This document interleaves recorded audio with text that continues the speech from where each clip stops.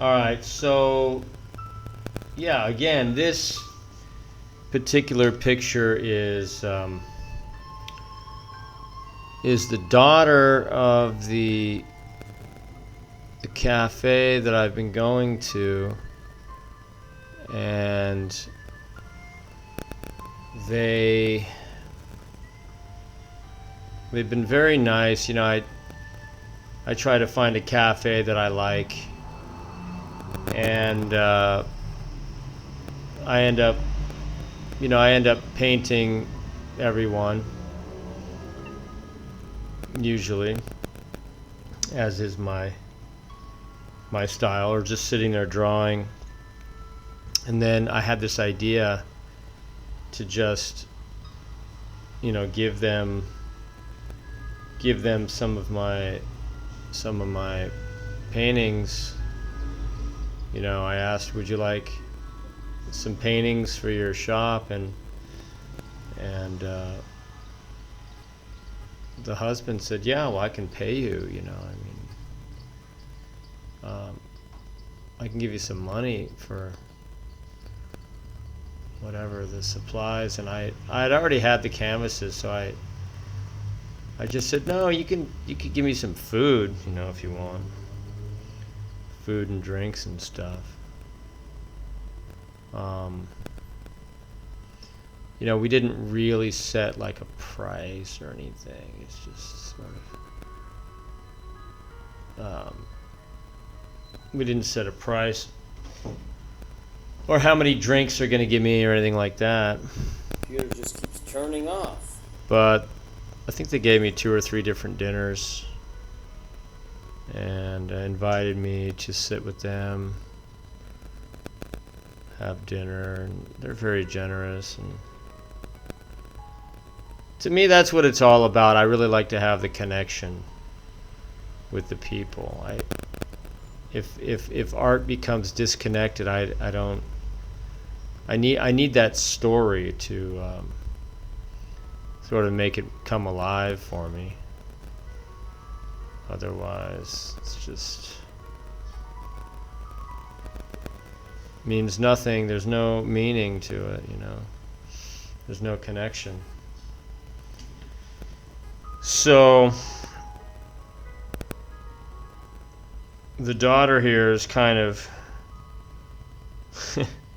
she's funny. She's always on her phone, just always on the phone. It's unbelievable. And but she's very kind and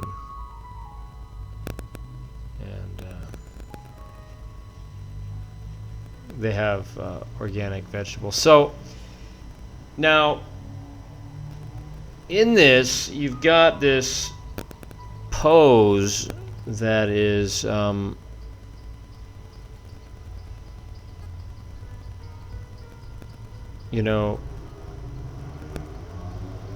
of a funny position, right? I mean, I seem to be getting these which challenge me, these sort of weird angles with the shadows that really force me to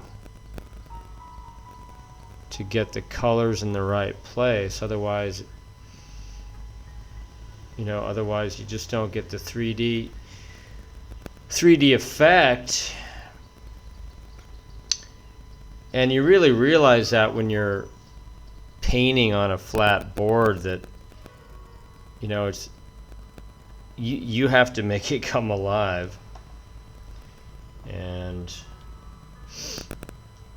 yeah, but what I notice for myself as I continue to grow and learn and so on is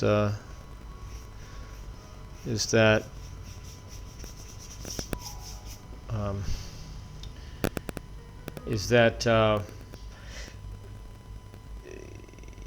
the eye is constantly sort of throwing you off. I mean, these features, her features are very I mean, they kind of look elongated in some way, but really they're more close set than you would realize. I mean, at least when you first look at it, it looks like, wow, she's got kind of a long face, but really it's not. A lot of it has to do with that hat. I mean, she does kind of have a longer type of a face. I mean, she's got a narrow type face, but a lot of it is the hat and the hair.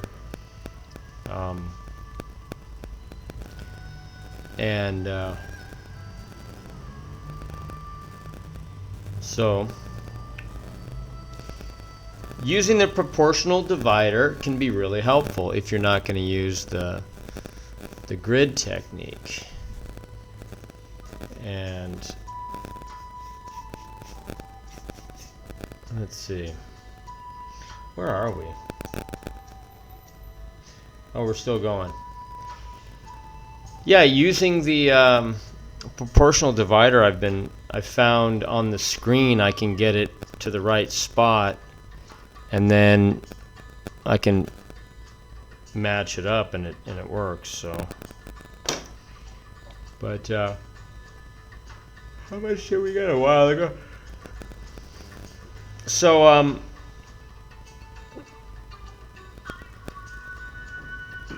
yeah, the struggle continues here. Let's see. And I definitely want to line up, as I mentioned, getting that little bit of a corner of the eye sort of touching to the nose is very important. Like on the right eye there, you can see that the little V shape of the eye on the left of the eye. That has an interplay with the way the nose sits, and so positioning that at the right place will make her, young or old, really. I mean, if you sort of the way that line is right there, and that's where you need the I almost want to use a pencil. Yeah, I'm going to use a pencil and just draw that in. Using a pencil is nice, sometimes.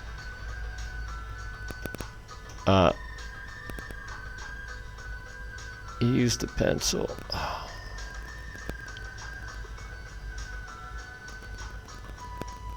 Yeah, using a pencil really, I find it's really nice to sort of set things where you want them to be. Then you can draw that upper line too on top of the eye. But you got to make sure you leave enough room inside the eyeball. Okay. Yeah, I like that much better. Okay. And the other thing is, of course, lining up. Now, by the way, I'm actually continuing to paint right now.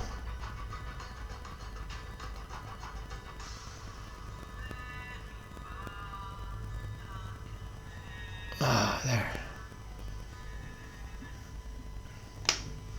Where are we? Yeah, so checking the proportional divider, and I noticed that I do improve my positions where I put things. I noticed that my sight is getting better, and when I do double check it, it's in the right spot, so that's good. That shows me that my eye is getting a stronger ability to be able to see the dimensions and the proportions and everything. And that's without the grid technique and all that stuff. So that's a good sign for me. I checked a lot of different angles, and everything seemed matched up. You know, I went from the corner of the eye to the corner of the lips, and then doing the bottom of the chin up to the top of the hat. Just different measurements to see, and things seem to add up pretty well. So that's good. Actually, I'm taking a break right now, and I'm having a little smoke on my tobacco pipe while I'm watching this. Hope you don't mind that. But yeah, this is actually on paper, so kind of like it, you know. I like that on watercolor paper.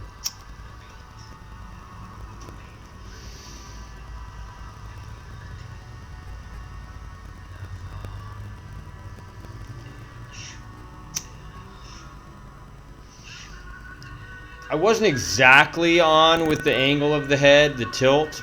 I could have tilted a little bit more, you know, the head to the right. But you know, once you get started, after a certain point, you can't really change it. So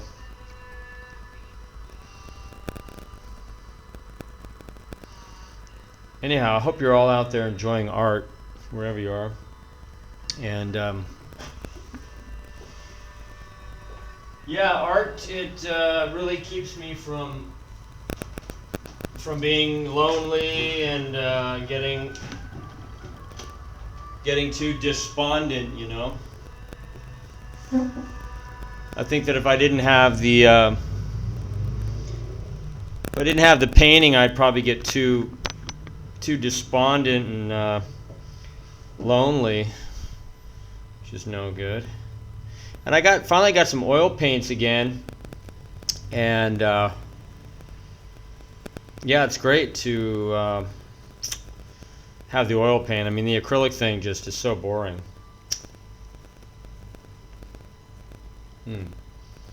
Oil is so fantastic. And you know what? Someone said to me the other day, they said, "Oh, that's so expensive." So I said, "No, actually." Let's see our distances. Actually, if you know, I couldn't believe it. I mean, this tube of paint's like $4 each, right? Gosh, hardly even that. $4, yeah. So, you know, and if you cut it with some oil, it'll last you quite a while. You get a lot of paintings out of that. Of course, your white, you're always going to use your white, you know. Anyway, well, happy painting, everyone. I hope you're finding something that is oh,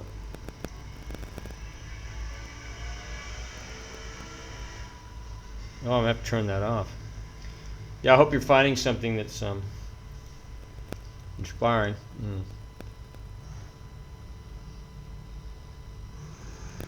I'm still working on the portraits. I mean, I really want to get much better than I am now, and just got to get in there. What I really need, what I don't have right now, is a proper easel. I really do need a proper easel, and I've got this propped up against the wall, which is not that great, but you know, when you're traveling, I mean, you got to do what you got to do. So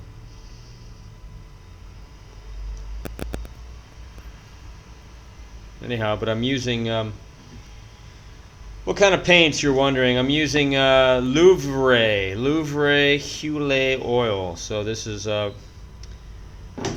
And then I got Windsor Newton, Winton, Windsor Newton, Titanic white, titanium, Titanic. Well, thanks for watching, and thanks for being here. Thanks for subscribing. I appreciate that. I'll see you in a while with more of this same one, I guess, probably. So, happy piping and painting. See you next time.